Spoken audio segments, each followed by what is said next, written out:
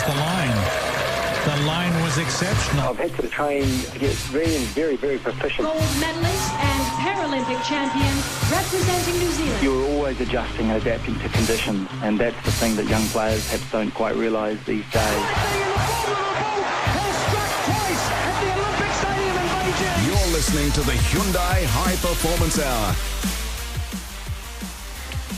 Well, we're joined on the High Performance Hour tonight by a man who'll be very familiar to basketball fans in this country, indeed sports fans generally in this country. He came back, of course, mid-career for a couple of years at the Sky City Breakers and helped them to win a championship before heading back overseas to what many would assume are the bright lights of Europe. But I wonder if we know the full story at times with just how tough it can be for New Zealanders competing professionally overseas. I'm not sure that it is necessarily all of the five-star luxury that we might think it to be. Kirk Penney joins us on the show. G'day, Kirk. Nice to have you on the show, and I guess for you, nice to have a good couple of weeks back in New Zealand to catch up with family and friends. Hey, Andrew. Yeah, mate, it is. It's nice to be home. Nice to be, like you said, seeing family, and especially your mum and your dad. And, and then catching up with friends along the way. It's been wonderful and just good to be back in the homeland. Now, of course, since, as I say, that time back in New Zealand with the Breakers and such a successful time, and I'm sure a wonderful time for you in your career, you've had 2.5 years away now in Europe, first in Spain and then in Turkey. And I understand you've signed a new contract with a new club in Turkey. Let's talk first about that time for you when you left New Zealand again and headed back to Europe. Was it kind of mixed emotions when you left the Breakers, although I guess it was pretty good given that you just won a championship? Yeah, exactly. It is mixed emotions, and that is one of the emotions. Is it was great to win and great to get that first championship for the Breakers, and to know that the Breakers are in obviously good hands, and they've proven that. And but at the same time, it's always hard to leave home. It's hard to leave your comforts and leave your friends and family to go and pursue the career, offshore. And going to Spain, being a good league, there was a lot of challenges that came with that. And we probably at the time thought, we'll give this a year and see how it goes. And now we just don't know how long it's going to be that we're going to be over there, or what the future holds. You just take it 1 year at a time, and when you start planning, you find that plans are made to be broken. You just never know what's around the corner. So you headed away and signed, and I'm not sure how to pronounce it, Kirk, but Baloncesto Fuenlabrada. Is that pretty close? That's pretty good. I mean, baloncesto is pretty much just basketball in Spanish, and Fuenlabrada is the name of the team that was just south of Madrid. Yeah, that was my first contract. And then last year was in College Lila in Ankara, the capital of Turkey. And then we've just signed again in Turkey in a team called Trabzonspor. So sport is pretty much just sport in Turkish, and Trabzon's the name of the city. Cool. So tell us about Spain first. It is such a basketball powerhouse. Was it everything you expected it to be?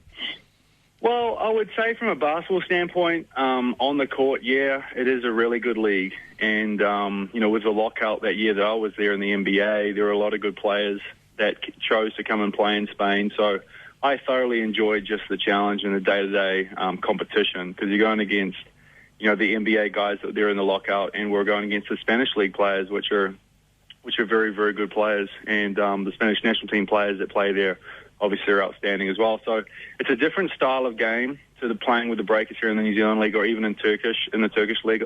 Spain's a real up and down finesse kind of style. And it was a lot of fun playing there. The season for me was pretty tough from a team standpoint, because we had so many changes. Our starting big man went to the NBA, to the New Orleans Hornets midway through the season. So losing him and then losing a couple of players to injury, it ended up being a pretty tough year from a team standpoint. But overall, it was good in hindsight, just to go and give it that first crack and learn from it. And then since then, it's been, just different leagues and different kind of successes.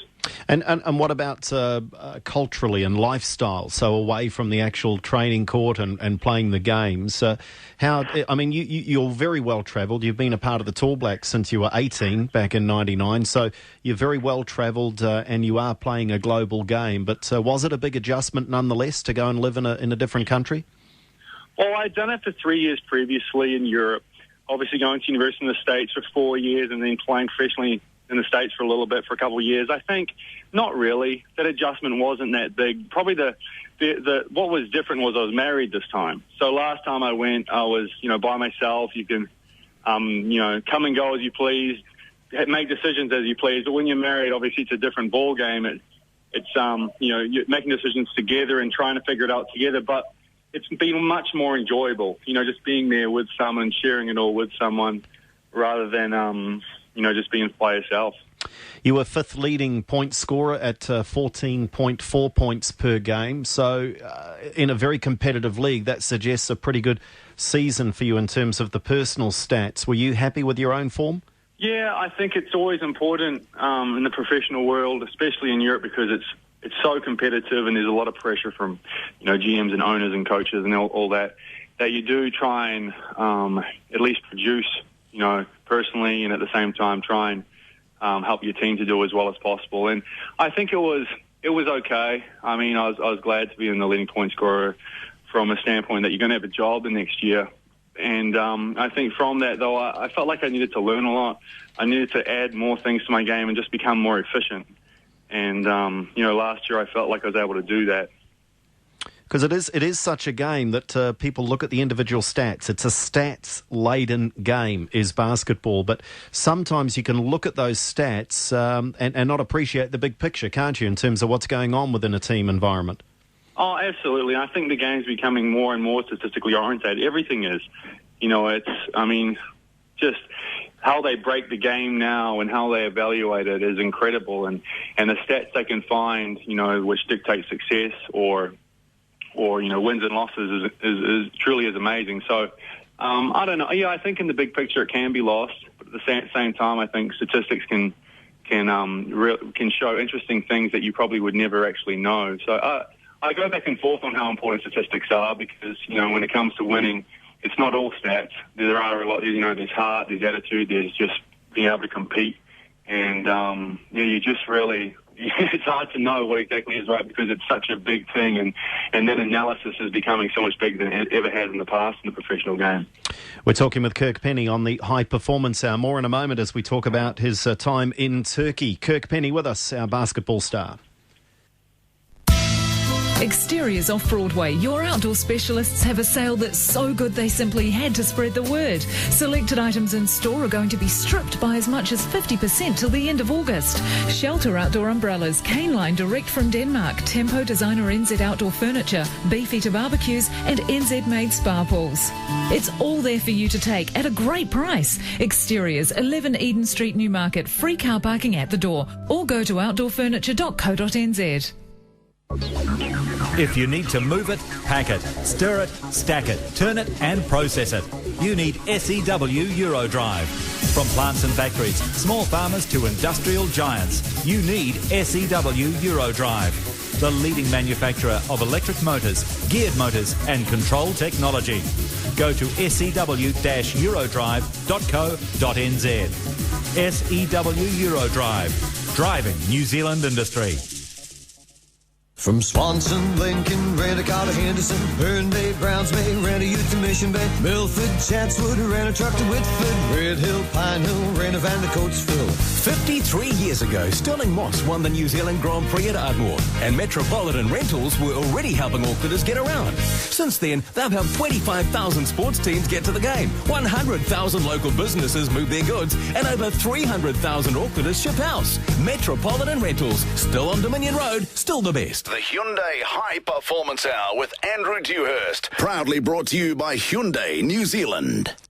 Kirk Penney is our guest on the High Performance Hour tonight as we talk about his time the last 2.5 years away in Europe. And now let's move on, Kirk. We've talked about Spain. Let's move on to Turkey because, I guess Turkey more often than not can be on our on our television screens on the news for perhaps the wrong reasons. It does seem to be a very volatile part of the world at times. How did you make the adjustment going from Spain to Turkey? Well, I think with Turkey, we probably going into it, we thought this could be a kind of a bit of a difficult situation for living, and not as easy as Spain, because Spain has such a glorious reputation. But Turkey was okay. It was actually pretty good. They do a really good job of taking care of you, knowing that you're going to go in with a lot of hesitations, and they gave us a really nice apartment and car and really made us feel welcome. And we actually found it to be quite a positive experience, and because of that, we've re-signed there. We did catch a bit of the riots at the end of the season with the political issues going on, and that at the time, it did scare us, and we thought, I don't think we're going to come back here. But it has settled down, and we're willing to go at it again. But, you always have to be aware of that stuff and listen to all the emails that the embassies send out, and it's, it helps you to appreciate how wonderful New Zealand is and what a great country it is, and how, we don't generally get emails sent out about, all right, you need to leave this country as a foreigner, or all right, you need to be wary of possible things that are going on with terrorism. And we're just so lucky here. And, with this contract in Turkey, I think my wife and I have to, just have to be aware that you got to be, willing to understand it's a little different to New Zealand. But it's a good place to play right now from a basketball standpoint, because a lot of good players are going there. So is it quite international in terms of the league, and is English a commonly spoken language? No, everything in last year was in Turkish. We had a translator. If I could record a meeting or a timeout for you, and you heard what was going on, and it's just gibberish to my ears. But the translator did a great job, and we had a wonderful relationship with him. And we had myself, an American, and two Serbians that were, English is our language before Turkish. And we would communicate well together with the translator, but a lot is lost, when it comes to what the coach is saying, and you try and do your best and still try and win ball games, and it's just a different experience and something that you don't have to deal back here with the Breakers or deal with. It's just a lot easier here. But yeah, you learn to adjust, and you learn to cope, and you learn to understand what the coach is trying to say purely through just the whiteboard, just writing the plays out, seeing the diagrams, and being like, all right, I know the game well enough now, I know exactly what you're saying. Wow, that is amazing. So are you saying that literally during a timeout or half-time, or if there was a particular message to get across to you or one of your fellow internationals, that the interpreter would literally be involved in that process during the game? Oh, absolutely. And I think with the team last year, we were the oldest team in the league, so we're a bunch of veterans. So oftentimes we'd get through a timeout, come out on the court, and most of us would be on the court for most of the minutes. It would be like, you understand? No, you understand? Nah, how about this? And then we'd almost adjust the play to a point where at least everyone on the court knew what was going on, and we could, try and make a play to win the game. And we had so many close games last year that we pulled through and won. And I look back, and it was pretty amazing how we managed to do it just through the communication problems we had. And what about the level of basketball compared to Spain? Is Turkey a slight drop down? I mean, what's the level like? Traditionally, it has been. And I think there's been a bit of a shift with Turkey, the Russian league, and maybe even the Chinese league maybe moving this way, because the economies in Spain and Italy and those traditionally good places to play have gone down. There's been a bit of a shift to going to these other countries just for the contracts, because they can, offer a bit more and back it up by actually paying you and not just offering you and not being able to pay. So, there's been a bit of a shift to Turkey, and last year you saw, some really good players playing in that league, and the EuroLeague teams in particular, the Fenerbahce's, Galatasaray's, they've got good football teams too. They, FS Pilsens, they're loaded, and they have the ability to bring in some really quality players. And so I don't know. I think there is a bit of a shift going towards Turkey. The political instability might hold some players from going there in the interim basis. But, it does seem to be a league that's really growing quickly. Talking with Kirk Penney on the High Performance Hour. Kirk, what is the structure of basketball over in Europe? Is there essentially like the football model? Is there a European Champions League of sorts? And if so, have you been involved in that with any of your clubs? Yeah, absolutely. The Champions League equivalent is the Euro League, And I think what in football is like the UEFA, the second one down. What is it called now? It is not the UEFA. You've got the, now you're getting me, Europa Cup, I think it might be. But the second tier. Something like that. That's the second one. And in basketball, that's the Euro Cup. So you've got Euro League, then Euro Cup, and then Euro Challenge. There's 3 European competitions. So last year's team, we did well, and we put ourselves into the Euro Cup, which is the second division. But I haven't gone back to that team. I've chosen not to. So now I'm going to another team that wants to qualify for Europe. Okay. So I won't be playing in Europe again. I'll just be playing in domestic leagues. And I'm playing with teams to help them qualify into Europe. And contractually, I've found that that's working well for us. And it's a challenge every year. It's a different kind of a challenge. And, it goes for 1 game a week rather than 2 games a week. So it ends up being pretty cool in terms of, just your bodies and taking too much pounding, and you probably can extend your career. Kirk Penney, our guest on the High Performance Hour. When we come back, we'll talk a little more about his time in Europe and also just have a look at perhaps a couple of highlights in his career so far and where he thinks he might head to next on his globe-trotting basketball career. If you're looking for quality commercial furniture for office or study at rock-bottom prices, look no further than the massive Systems Commercial Furniture Relocation Sale on now, with up to 60% off desks, seating, receptions, storage, partitioning and office accessories. That's right, up to 60% off. Bring a trailer and grab a bargain at the massive Systems Commercial Furniture Relocation Sale. Ends this Saturday. Corner Halls and Fanshawe Streets with free undercover parking. For sale hours, go to systemscommercial.com. Archibald and Shorter driving style. Real driving style is now even more affordable at Archibald and Shorter Roverland. During August, they're offering the head-turning Range Rover Evoque or the ever-capable Freelander 2 with 0% interest. Simply pay a third now, a third in 2014, and the final third in 2015. Terms and conditions apply. The only difficult choice is, which one? Archibald and Shorter driving style. Archibald and Shorter Roverland, Green Lane in Glenfield.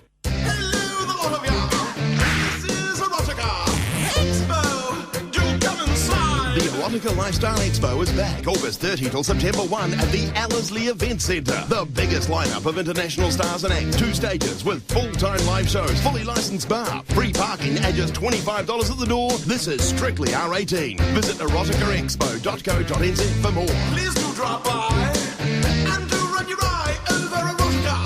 Oh, do come inside. Sport in September on Radio Sport. The All Blacks contest the Rugby Championship, and we've got the ITM Cup, the NRL playoffs. Can the Warriors make the top 8? Where's the ball next to the upright? The Silver Ferns shoot for the stars in the Constellation Cup, the 34th America's Cup match. Pulsating action like we've never seen before. And we have the English Premier League live and free. Stay tuned for your sporting fix, September on Radio Sport. The Hyundai High Performance Hour, proudly brought to you by Hyundai New Zealand. Kirk Penney with us on the High Performance Hour. So, Kirk, you head back to Europe, to Turkey and Trabzonspor. When does the league start? What's the calendar for you? The first game's October the 11th, and I happen to be playing my old team from last year at their place in Ankara. So that'll be a bit of fun, because that team's pretty much, they've re-signed everyone. They tried to get us all, but a couple of us decided to take different contracts. We'll go back against them, and then it will run through until May the 9th will be our last game. So the seasons are quite comparable to the Breakers. I think their first game's October the 10th, ours is October the 11th, and we go through to May the 9th. I think they go through to maybe the end of April sometime. Well, that's interesting. That suggests, and I know that you've been working out at Breakers headquarters, so clearly you're still very close. You still keep very much an eye on what's happening, and we saw with goodness me, Cedric Jackson. Now, he's an American, he's an import, but he found it very difficult to turn down a contract to come back to the Breakers. So for you as a Kiwi, it must mean a heck of a lot to you, and you still keep in close contact, yeah? Yeah, of course. I mean, all the guys on the team are guys I've known for a long time, and obviously playing with the Tall Blacks with them, and everyone involved with the Breakers. I love them, and they're friends, very good friends to me. But and so when I come back, I love to work out and see them all. But you just never know what the future holds. I mean, right now we've signed in Turkey, and every time that my wife and I have tried to plan anything, something else happens and something else comes up. So, it's just wonderful to be home and seeing them all and reconnecting, and then going on another contract in Turkey, and exactly what is going to come in the future. I would hesitate to say anything because I have no idea. Okay, well, I mean, it certainly sounds like, at the very least, though, Kirk, it's an open book, so you haven't shut off any possibility.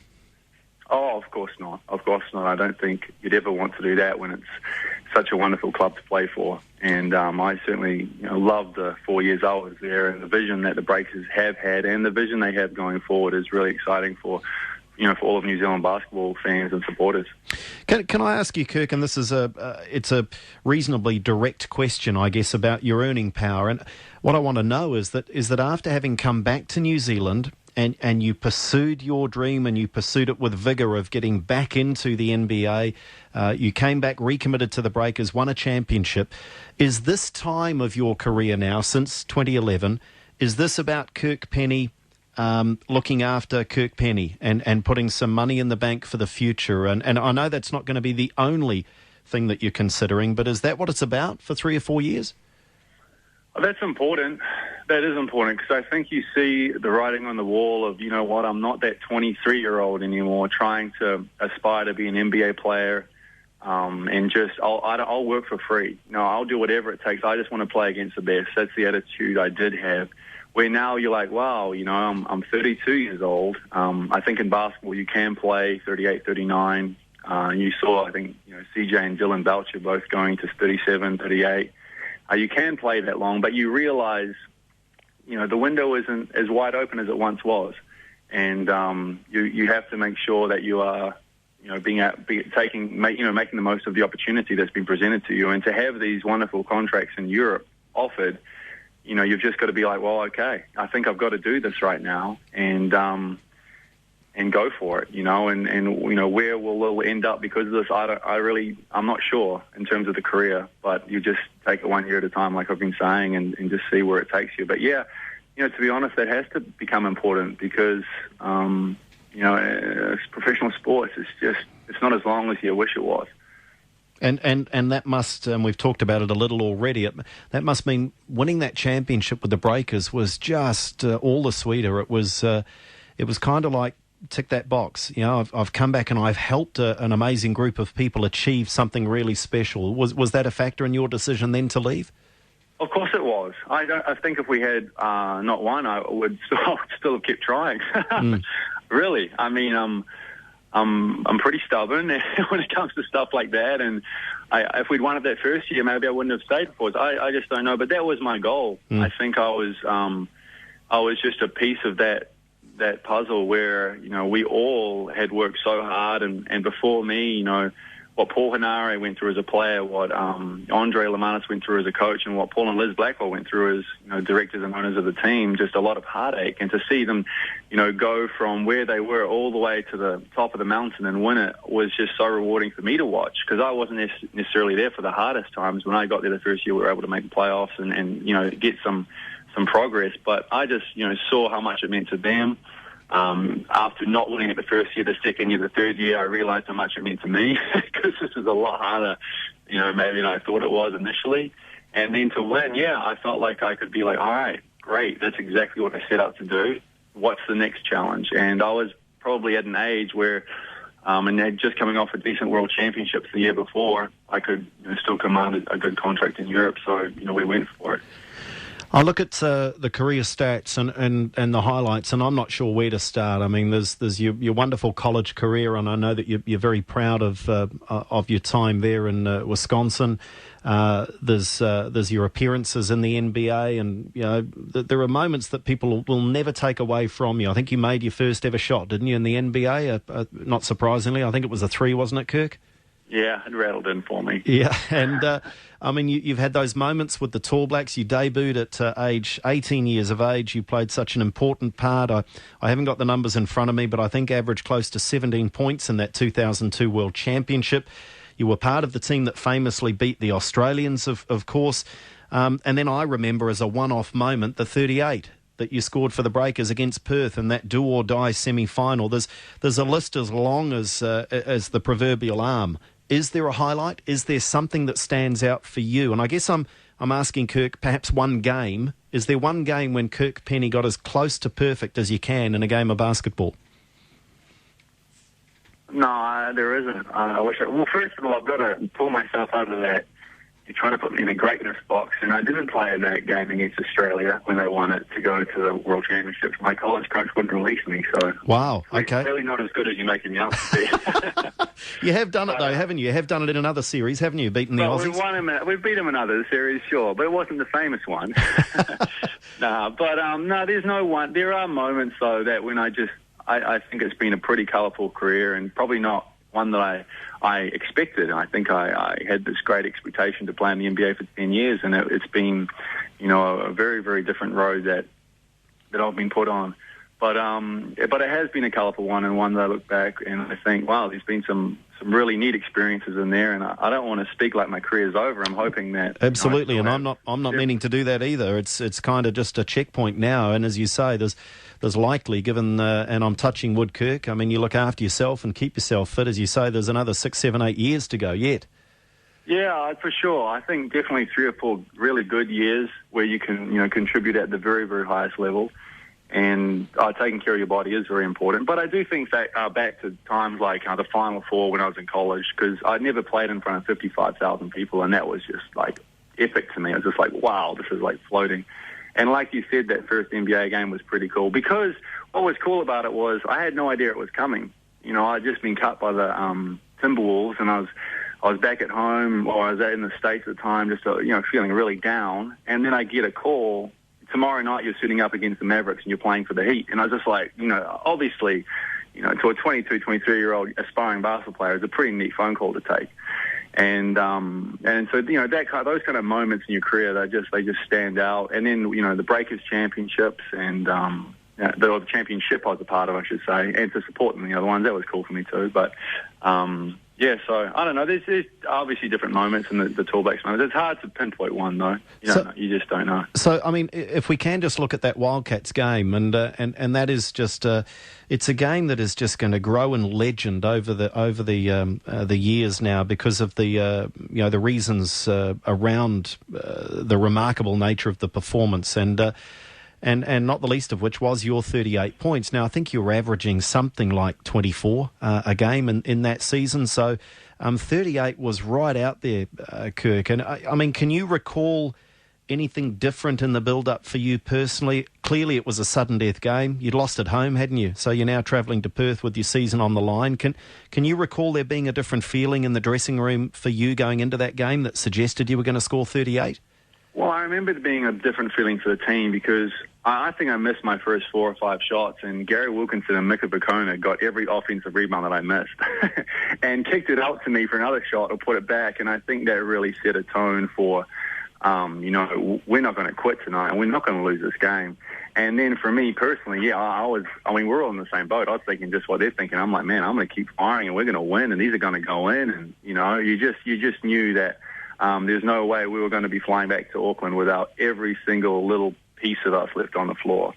And we did that. And, yeah, I think 38 points was a part of it, but there are a lot of parts of it. And it started with, Mick and Gary just rebounding their butts off to start the game.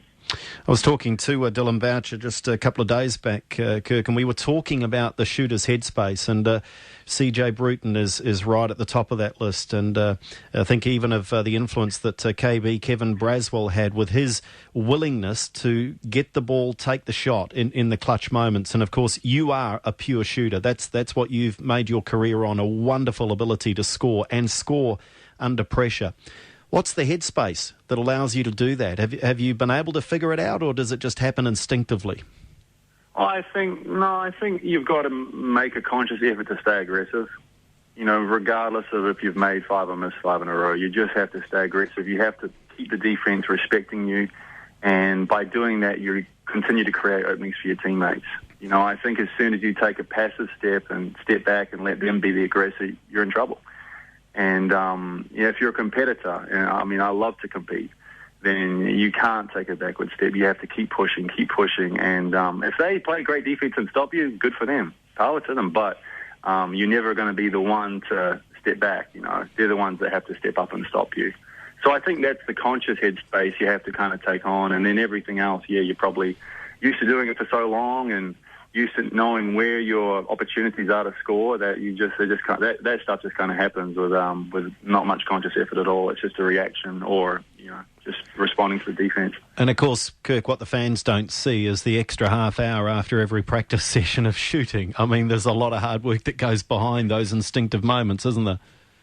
Yeah, well, you're preparing for those moments every time you stay after practice, and you're always preparing, you're visualising, you're waiting, and you're hoping that they come. I mean, there's nothing worse than preparing for those moments and then you win your last 6 games and don't make the playoffs, like the year before we won. Like, that was just awful. Like, here you are, you're on a 6-game win streak, you're preparing for the playoffs, you're feeling good, and you don't make it. I mean, nothing worse than that. But you're always preparing, and then in the next year you're doing the same thing, you're preparing, and you go ahead and you are ready because you're prepared and you make the shots and you win the championship. So I think a big part of it is just being ready. So, year by year now, it certainly sounds to be the case in terms of your career. You're looking and open to opportunities and looking to see what appears in front of you. And as you say, it's not just you anymore, but is it a year by year proposition? Yes, of course it is. Yeah, just year by year from a professional standpoint, and also just, seeing what other opportunities might be out there outside of basketball or in a different aspect of basketball if you're not playing, and just trying to create opportunities, knowing that, I'm loving playing still, and I know there's years left, but just trying to do your very best job to prepare for the future, knowing it's such a difficult transition for professional athletes to, come out of the professional world and into a different world or different realm of work. But just, trying to keep one eye on that and the other eye on continuing to be a better basketball player. Good stuff, Kirk. Always great to catch up, and great to see those figures coming in from overseas, that you're still sinking those threes and making the big baskets. It's great for you and great for the sport here. And, of course, we hope there's many more great moments to come. Really appreciate your time. Cheers, AD. Thanks for the call, mate. Kirk Penney, our guest on the Hyundai High Performance Hour. And if you'd like to be a winner, then simply go to our website and Facebook page. You can link through to the Facebook via the website hph.co.nz. What number did Kirk Penney wear when playing for the Breakers? What number did he wear? I can confirm the night watchman knows it. He's just held up. There's a clue. He's just held up the fingers to indicate the number of Kirk Penney's singlet. But so there's a clue. Don't go beyond 10. Don't go beyond 10. And if you can, 7 minutes away from 10. So answer that quiz question on our Facebook page and like us there, and you could win our weekly prize. Coming up after 10 o'clock, we'll open the lines, take your calls. Just by the by, going to be out at Glenfield Westfield Paper Plus store on Saturday at 1 o'clock with a few of the Sky City Breakers, and we'll be signing copies out there and promoting the new book that Mark Hinton's put out about the Breakers. So that's a Saturday. There's a few opportunities actually. Check the website nzbreakers.co.nz.